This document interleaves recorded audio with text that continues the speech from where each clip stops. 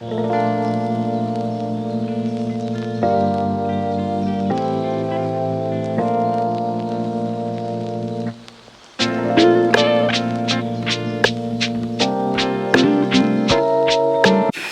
guys, it's me, Brianka J, and I want to thank you for coming back to my little corner of the internet, which is about this big right now, but that's okay.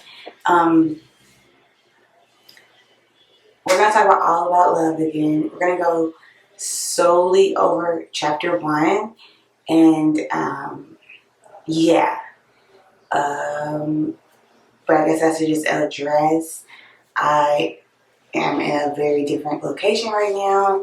This won't be the permanent location because I'm actually going to see an apartment in my new city, in my new state, in my new country. I made the move to Medellin, Colombia earlier this week, and it's been a lot just to move your life across the country. Is a lot of work.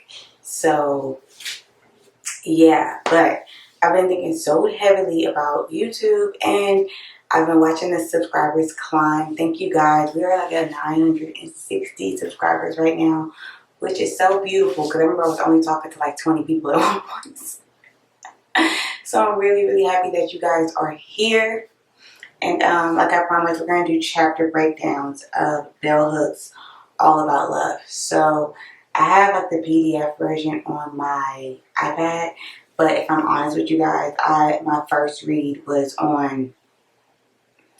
via like the YouTube reading.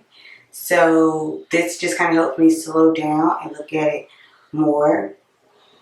And so I'm skipping through the preface. So she talks about the introduction. We're gonna go. Okay, chapter 1 is give love words. And so it starts off with this quote, and the quote says, as a society, we are embarrassed by love. We treat it as if it were an obscenity. We reluctantly admit to it. Even saying the words make us tremble and blush. Love is the most important thing in our lives, a passion which we should fight for, and yet we're reluctant to linger over its names.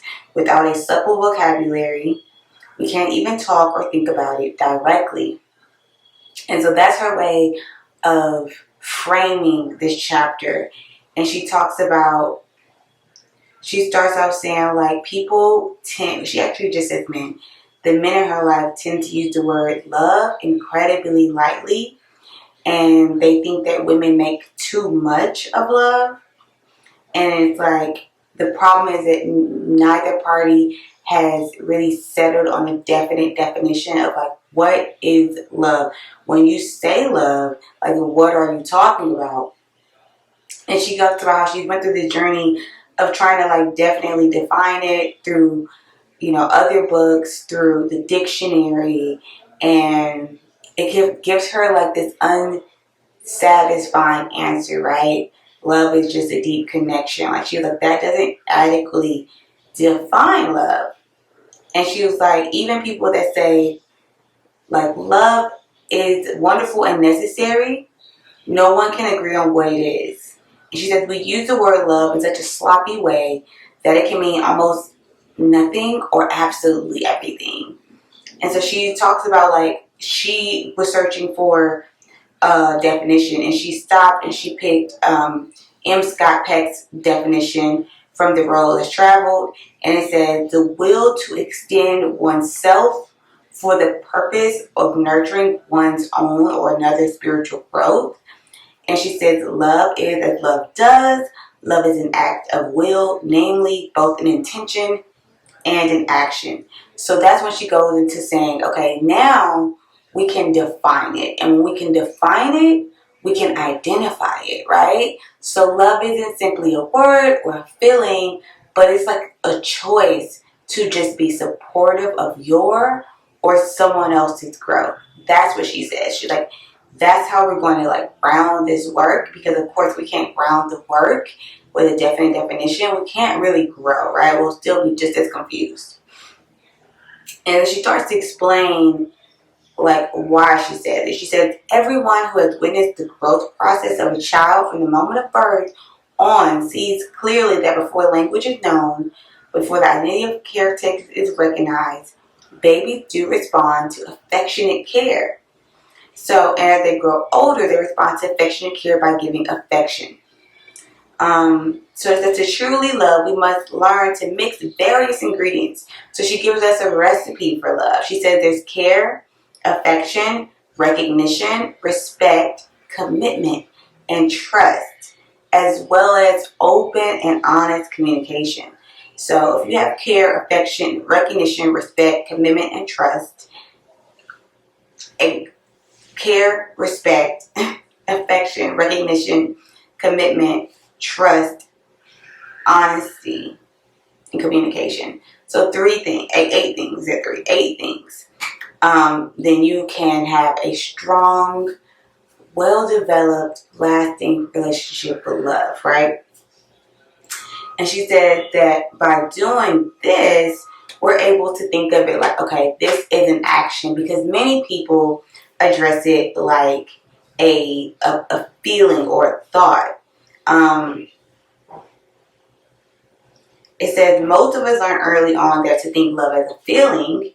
When we feel deeply drawn to someone, we connect with them. That is, we invest feelings or emotion with them.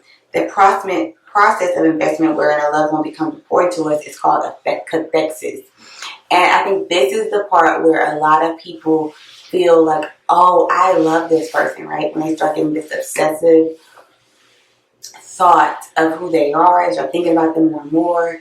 They start, just wondering what they're doing. That's when that person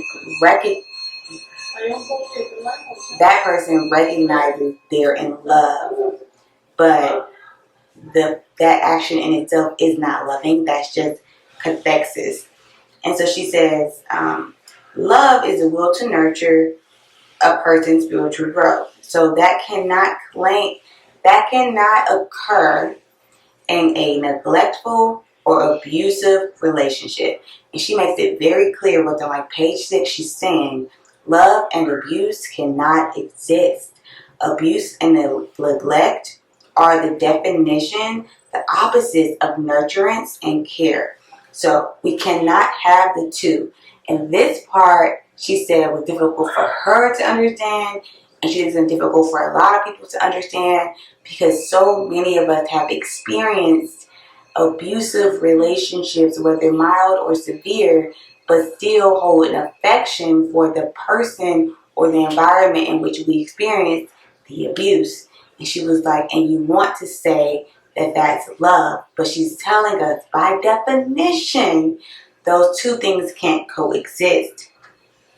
And she starts to share her own stories, right? Because she's like, I know this is a threat. I know this is going to ruffle some feathers. So let me dig deeper. She talks about her own family. She's like, she raised in a family with aggressive shaming, verbal humiliation, but it also coexisted with affection and care.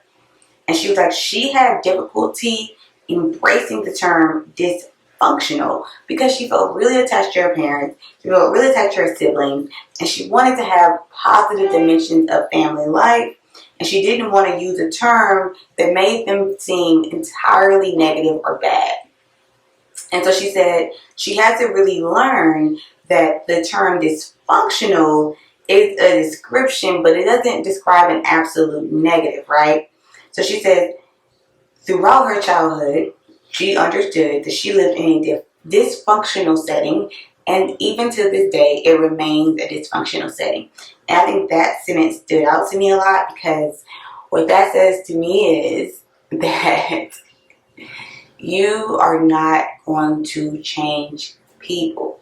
Doing this work, learning how to be loving, affectionate, caring, a better partner, daughter, sister, brother, will not change the people that you interact with. So if you are in a dysfunctional relationship with an abusive partner, you can't become more loving and change their dynamic. That is not what you're learning here. That is not the purpose of this work. The purpose of this work is to understand and recognize love, and then maybe become a more loving person. but you cannot expect to change anyone, okay? So I think that that's what you were here for. I absolutely apologize. Though this work is incredibly significant, it is not going to do that. I'm sorry. So she goes on. She says she experienced a lot of care and unkindness, and she had to think about her childhood and decide that it wasn't loving, right? She had to realize that she did not feel loved. She did not feel, she did feel cared for, but she didn't feel loved. And she had to leave her home to find individual family members that truly showed her love, like her grandfather, she says. And she said when she experienced, this genuine love, care, commitment, trust, knowledge, responsibility, and respect, she was able to nurture her wounded spirit and even survive these acts of lovelessness. And I think that's beautiful because I imagine her grandfather didn't know what she was experiencing, but in many ways, just by being a genuine loving person, he probably saved her life, right? Because she was experiencing consistent abuse and lovelessness. Well, and when people experience that, we have seen that people tend to take matters into their own hands, and it can go down some very ugly, dark paths. So just by being genuinely loving to people, right? Just by being genuinely loving, imagine how many lives we could possibly be impacting, saving, changing, inspiring, and I think that's super beautiful. And she talks about how even these adults, right? She meets adults and they went through verbal or physical abuse as children, and they spend their whole life trying to deny the bad things that happened in their childhood, and they try to make good memories and repress old memories, and basically say nothing was ever wrong. And these are especially people that don't like self-help books or psychology or therapy or recovery. So they're eager to just say, I don't have any negative critiques of the experience. Even if they suffered physical abuse, even if they suffered neglect, even if they were in violent homes, chaotic homes, they don't like to say that something was wrong because that would be an admission that they need help, and they just don't appreciate that type of rhetoric, right? And so she said these people typically need some type of therapeutic intervention to where they can experience their childhood and acknowledge some of the things that impacted them. Because this is where it gets sticky. Though a person can say I didn't have a bad childhood, their actions will reveal their traumas, right? Their actions will reveal their triggers. Their actions will reveal some of the pain they experience in their trauma, whether they recognize and accept them or not. They will exist. So she says we have to find it to accept a definition of love, even if it says that we were never loved in the context if there was abuse. So she says some people try to tell you that abuse is an expression of love or even it can coexist to love, but she said this is not true. We cannot cling to the notion that those who hurt us as children loved us. We cannot rationalize being hurt by other adults by insisting that they love us, right? She said, you gotta stop doing that, okay? If someone's hurting you, berating you, hitting you, beating you, making you feel utterly loved, they don't love you. They don't. And stop trying to make fetch work, okay? It's just not gonna work. Okay, no, I'm sorry. Somebody's probably looking at this and they're feeling it, and I'm saying this in such a way. So no, seriously though, it's just not love. She says a lack of sustained love does not mean the absence of care, affection, or pleasure. And she even said that even in her relationships, they had been so full of care that it was easy for her and acceptable to her to overlook the emotional dysfunction she was experiencing. And so she said, in order to change the lovelessness of her primary relationships, she had to learn the meaning of love, and then she had to learn how to be loving. And so she went back to The Road Less Traveled, which is a book I've read more than once now. And so I like that one too. She references it a lot. And she says she learned that she had to choose to be with men who were emotionally wounded or who were not that interested in being loving, even though they desired to be loved. And what would happen was she would date them, but she wasn't able to surrender her trust to them because she knew that they weren't going to be loving. So she wasn't very intimate, and she wasn't really dating men that could be loving because it really frightened her. And so she got really good at practicing giving love, but she wasn't so good at like receive love because she just never had it met before. And so she typically she would get care and affection, but it also came with like unkindness, neglect, and even sometimes like cruelty. So she was like, I just wanted to know love, but because of like all of her negative experiences, she was kind of afraid to open herself up to be on the receiving end. And she says, you have to take that risk. You have to take that risk. Many of us don't know what love is, and this is not okay. We don't have to hide it. We don't have to keep it a terrible secret. We have to actively talk about it, express it, deal with it, work through it, because in doing so, we can have a culture that receives love in a healthy way, because we all are sharing like a common understanding of what that is. And she said if she had been understanding of what love was earlier, she could have been a more loving person a lot earlier. And so she says we have to learn how to respect and adapt our inability to communicate, since we did not share the same language. Like people love to, she's talking about people loving to say like, oh, men love this way, women love that way. And she was like, no, that's not true. Men and women love typically like the same way, or they want to be loved the same way, but we're not just given the same strategies, right? And she said, we need to start having an ongoing public discussion about love and policies about love, so that we can start having a more loving society as a whole. And she says,